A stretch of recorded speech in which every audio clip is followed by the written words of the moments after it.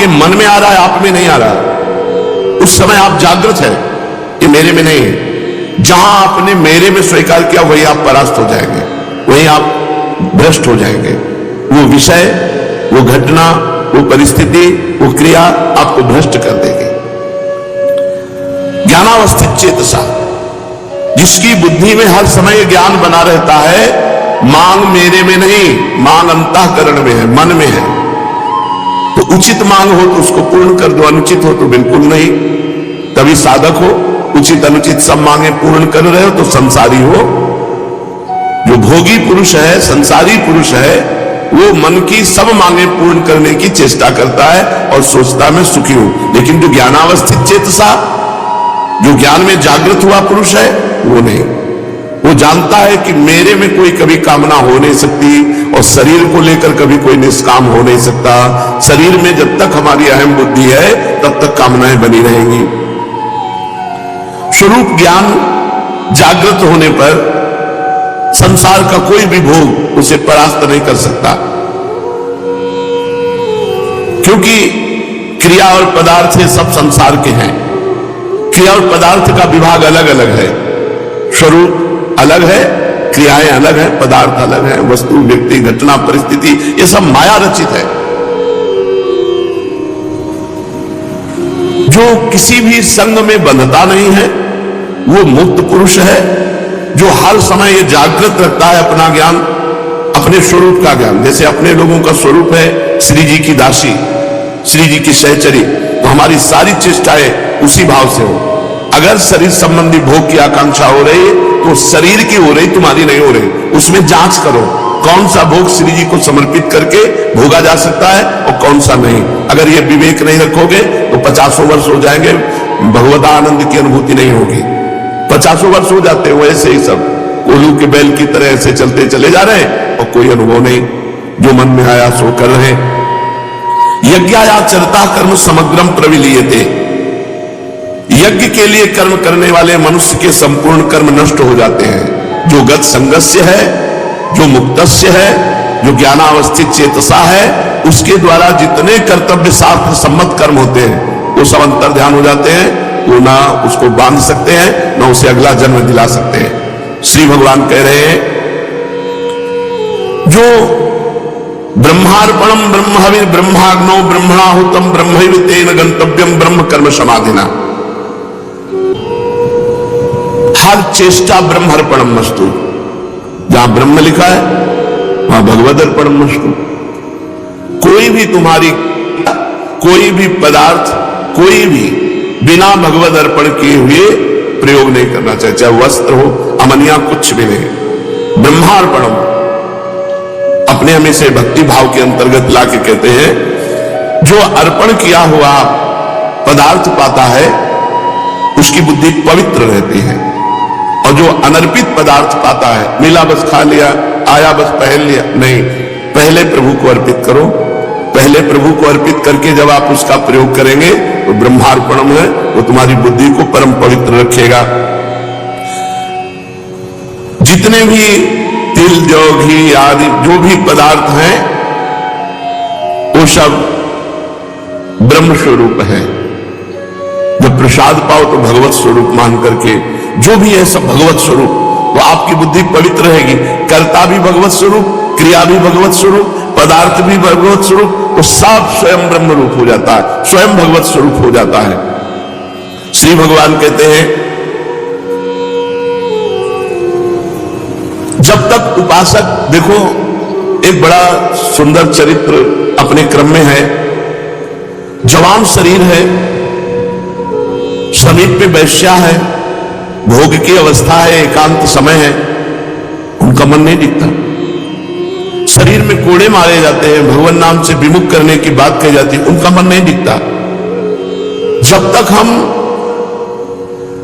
समस्त आसक्तियों का त्याग कराने वाले भगवान नाम में प्रीति नहीं करते तब तक सुन भले लो ये स्थिति। हृदय में वो स्थिति आने वाली नहीं है। हृदय में स्थिति तभी आती है जो हमारे अंदर भजन होता है। आप थोड़ा सुनो और डट के भजन करो, देखो आप में स्थिति आ जाएगी। अब बहुत सुनो, नानात्मा प्रवचने न लभ्या न मेधया न बहुना श्रुतेन, बहुत सुनने वाले को भी आत्मज्ञान प्राप्त नहीं होता, बहुत प्रवचन करने वाले को भी आत्मज्ञान प्राप्त नहीं होता।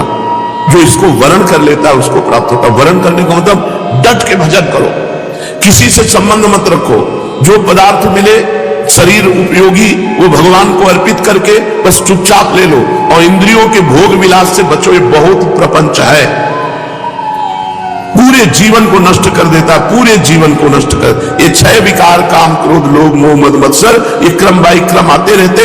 कभी नाराजगी आ गई तो क्रोध अपहरण कर ले गया, भजन का फल। कभी काम आ गया तो भजन का फल। कभी परिवार से मोह हो गया, कभी अहंकार हो गया, कभी लोभ हो गया, कभी ईर्ष्या। यही सब हमारे भजन को ढके रहते हैं। डट के भजन करो तब बात बनेगी। परम पावन चरित्र श्री ठाकुर हरिदास जी महाराज का, वो यद्यपि यवन कुल में प्रकट हुए हैं, पर श्रीमद् भागवत में कहा गया, अहोवत सुपचतो गरीयान यद्विभाग्ये वर्तते नाम तुभ्यम ते पुस्तपस्ते जुहुः सस्नुरार्या ब्रह्मानुचुर नाम गृणंती थे।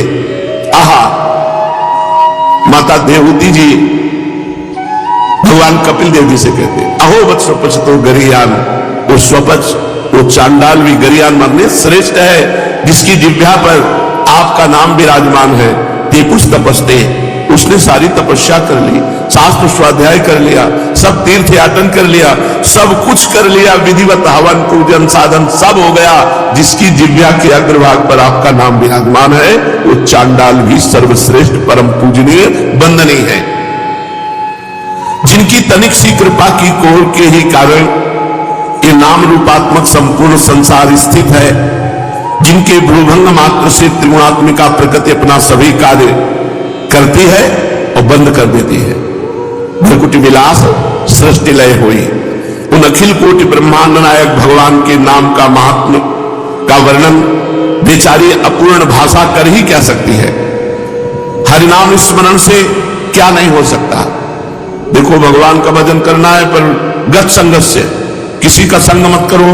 मुक्तस्य, हर व्यक्ति वस्तु पदार्थ घटना परिस्थिति से बिल्कुल अलग रहो। ज्ञानावस्थित चेतसा, हर समय चेतना जागृत करते रहो। मैं भगवत स्वरूप हूं, मैं श्री जी की सहचरी हूं, मैं दास हूं, मैं सखा हूं। जो भगवान ने आपको गुरुदेव के द्वारा भाव दिलाया है, उसी भाव से जागृत रहो। हर समय जो भी आप प्रयोग करो, ब्रह्मार्पणम भगवद अर्पण करके, तब नाम का रंग, नाम भी जप रहे हो, मनमानी आचरण भी कर रहे हो, इसीलिए उसका रंग नहीं चढ़ रहा। भगवान नाम जप से कौन सा कार्य सिद्ध नहीं हो सकता। जिसकी जिह्वा को सुमधुर श्री हरि के नाम रूपी रस का चस्का लग गया है, उसके लिए फिर संसार में कोई प्राप्य वस्तु ही क्या है। यज्ञ, योग, जप, तप, ध्यान, पूजा, निष्ठा, समाधि, सभी का फल भगवान नाम में प्रीति होना है। भगवान नाम में प्रीति हो गई तो आपने यज्ञ कर लिया, जप कर लिया, तप कर लिया, ध्यान कर लिया, पूजा, निष्ठा, योग, समाधि, सबका फल मिल गया आपको। और भगवान नाम जब में प्रीति नहीं हुई तो सब आपका निरर्थक गया। यदि इन कर्मों के करने से भगवान नाम में प्रीति नहीं हुई तो इन कर्मों को व्यर्थ ही समझना चाहिए। इन सभी क्रियाओं का अंतिम और सर्वश्रेष्ठ फल यही है कि भगवान के नाम जप करने में निष्ठा हो जाए। हर समय जिह्वा रसमयी होती हुई बस नाम चल रहा है। जब नाम की ध्वनि चलती है ना, तो कुछ सुहाई नहीं देता। जब नाम का नशा चढ़ता है तो बहुत बड़ी सामर्थ्य आ जाती है। बस नाम कैसे बन करके जपना, यह बात ध्यान रखना। हर परिस्थिति में राजी रहना है, कोई आसक्ति नहीं, कोई चाह नहीं। जो चाहो भगवान के चरणों में अर्पित कर दो। असंग रहो, किसी का संग मत करो, तभी नाम का रंग आएगा। किसी का संग करोगे तो उसका प्रभाव आपके नाम जपने की रुचि पर पड़ जाएगा और नाम छूटने लगेगा, नाम में आपका भाव नहीं बनेगा। समस्त सर्वश्रेष्ठ फल है साधनों का नाम में प्रीति हो जाना। भगवान नाम ही साध्य है और सभी कर्म साधन मात्र है।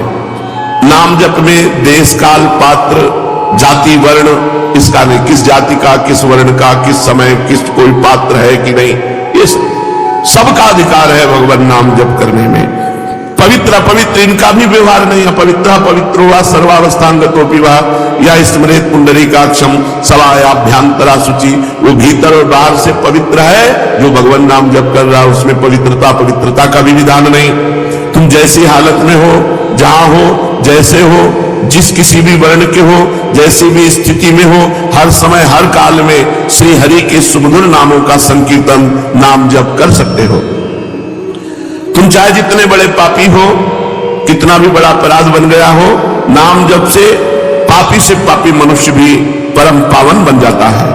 अत्यंत नीच से नीच भी सर्व पूज्य बन जाता है। सर्व पूज्य हो वत्सो गरियान, गरियान माने सर्वश्रेष्ठ, स्वपच माने चांडाल, नीच चांडाल भी इसकी जिह्वा के अग्रभाग पे भगवान का नाम है, वो सर्व पूज्य हो जाता है।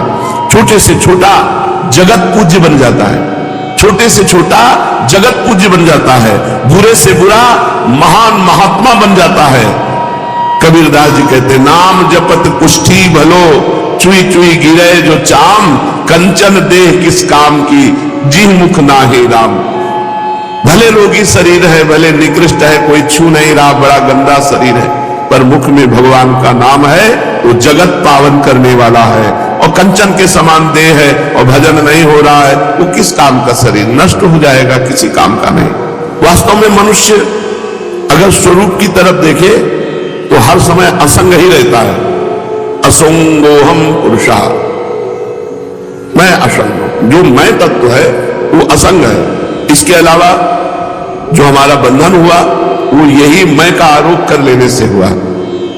ये बात जब तक शुद्ध अंतःकरण नहीं तब तक हमारी ये बात समझ में नहीं आएगी जो श्री भगवान गीता जी में कह रहे हैं। 2-4 माला जप लेना और भी भगवत कार्य कर लेना, लेकिन साथ में परिस्थिति का भोग करना, व्यक्ति से लगाव रखना, क्रियाओं में कर्तापन होना, घटना में विक्षिप्त हो जाना, ये सब हो रहा है। वास्तव में मनुष्य स्वरूप से असंगो अहम पुरुषः, जो ये पुरुष है, आत्म तत्व है, ये कभी किसी का संग नहीं करता। संग करने से ही बन रहा, स्वयं में असंग है। अगर थोड़ा सा ज्ञान हो जाए तो ये असंगता को प्राप्त हो जाए। किंतु असंग होते हुए भी ये शरीर, इंद्रियां, मन, बुद्धि, पदार्थ, परिस्थिति, व्यक्ति आदि से संबंध मानकर सुख की इच्छा से उनमें लगाव कर लेता है। सुख की इच्छा, इसे सुख मिलेगा तो व्यक्ति से लगाव कर लिया, सुख मिलेगा क्रिया से लगाव कर लिया, सुख मिलेगा परिस्थिति से लगाव कर लिया, सुख मिलेगा पदार्थ से लगाव कर लिया, इन्हीं में बंधा हुआ है। क्रिया, घटना, परिस्थिति, पदार्थ, व्यक्ति, इसी में बंधा हुआ है। बंधा हुआ ना भगवान का प्रेमी होता है ना ज्ञानी होता है। मुक्त होना पड़ेगा। हर क्रिया, हर परिस्थिति, हर घटना, हर पदार्थ, हर व्यक्ति भगवान से जोड़ दो। इसमें हमारे श्यामा श्याम विराजमान है। ये श्यामा श्याम के लिए क्रिया है, ये श्यामा श्याम के लिए पदार्थ है, ये श्यामा श्याम की वस्तु है, श्यामा श्याम की दी हुई परिस्थिति है, श्री श्यामा श्याम के द्वारा विधान की हुई घटना है। हमको विक्षिप्त नहीं होना, हमें उससे नहीं जुड़ना, हमें श्यामा श्याम से जुड़ना है। असंग स्वरूप है, पर शरीर, इंद्रियां, मन, बुद्धि, पदार्थ, परिस्थिति से व्यक्ति सुख लेने की इच्छा से लगाव कर बैठता है। बिल्कुल सत्य, सुख की इच्छा से ही बनता है। मेरी मनचाही हो जाए, जो मैं चाहता हूं वही हो, और जो मैं नहीं चाहता वो नहीं हो, ऐसा भाव जब तक रहेगा तब तक संग करते रहोगे। वस्तु, व्यक्ति, स्थान, परिस्थिति, घटना, शरीर, इनका संग हो, और जब तक संग होता रहेगा तब तक न भक्त हो, न ज्ञानी हो, न योगी हो। तीनों को असंग होना पड़ेगा। वास्तव में होता वही है जो होने वाला है। हम क्यों चाह करें? हम चाह करके फंसे क्यों किसी वस्तु, व्यक्ति, स्थान, घटना में? जो होना वही होगा। लाई घटे न तिल बढ़े, रहुरे जीव निसंक। जो विधना ने लिख दिया छठी राव के अंक, लाई घटे न तिल बढ़े, रहुरे जीव निसंक। हम क्यों चाह करें? न वस्तु की, न व्यक्ति की, न परिस्थिति की। जिस समय जो वस्तु, व्यक्ति, परिस्थिति, घटना जैसी होगी हो जाएगी, हमको तो हर समय भगवत स्मरण परायण रहना है। जो होने वाला है उसे चाहे या ना चाहे वो होके रहेगा, और जो नहीं होने वाला है उसे चाहे या ना चाहे वो नहीं होगा। जो नहीं होने वाला आप चाह करो या ना करो नहीं होगा, जो होने वाला है आप चाह करो या ना करो होके रहेगा। अतः अपनी मनचाही करके साधक फंसता है, बिना कारण फंसता है और फंस करके दुख भोगता है। इसलिए उपासक को चाहिए गत संघर्ष, क्रियाओं से, पदार्थों से, व्यक्ति से, वस्तु से, घटना से अपना कोई संबंध नहीं है। ये हर समय ज्ञान जागृत रखे, लेकिन बहुत कठिन है। मुक्तस्य,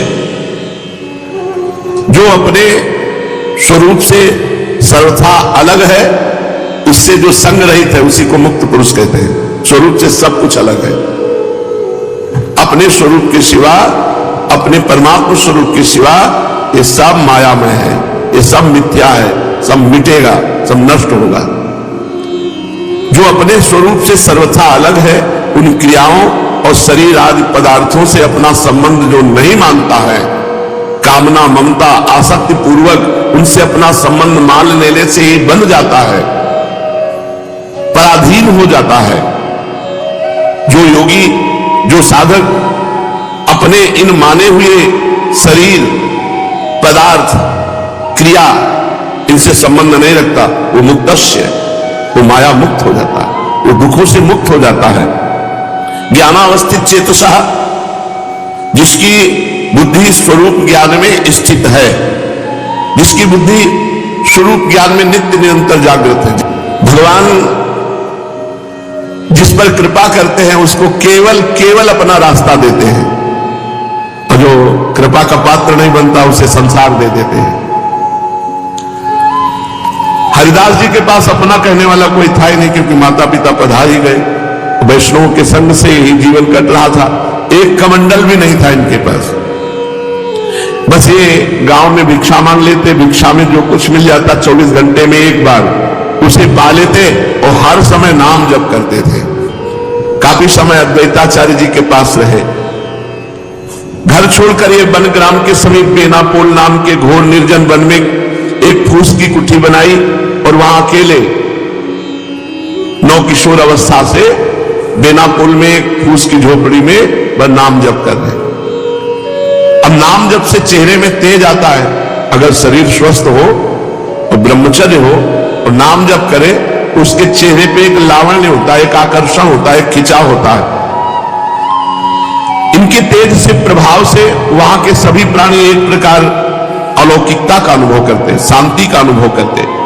जो भी जीव इनके सन्मुख आता वह इनके प्रभाव से प्रभावान्वित हो जाता।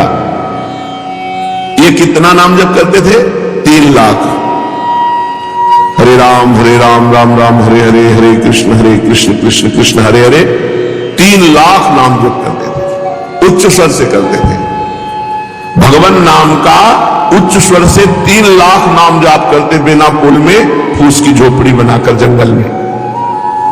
वहां का वातावरण ही बदल गया था, जो जाता उसे शांति का अनुभव होता। प्राणी मात्र की निष्कृति का ये भगवान नाम को ही एकमात्र साधन समझते थे। इससे थोड़े ही दिनों में इनका यश फैल गया। दूर दूर से लोग दर्शन करने आने लगे, बड़ी भीड़ लगने लगी। तो भीड़ लगने में कुछ श्रद्धालु होते तो कुछ अश्रद्धालु भी होते हैं। दुष्ट बुद्धि के लोग भी ये देखने के लिए आए, भाई क्या है। उनको इनका प्रभाव देखकर असह्य हुआ और अकारण जलने लगे हरिदास जी से और द्वेष मानने लगे।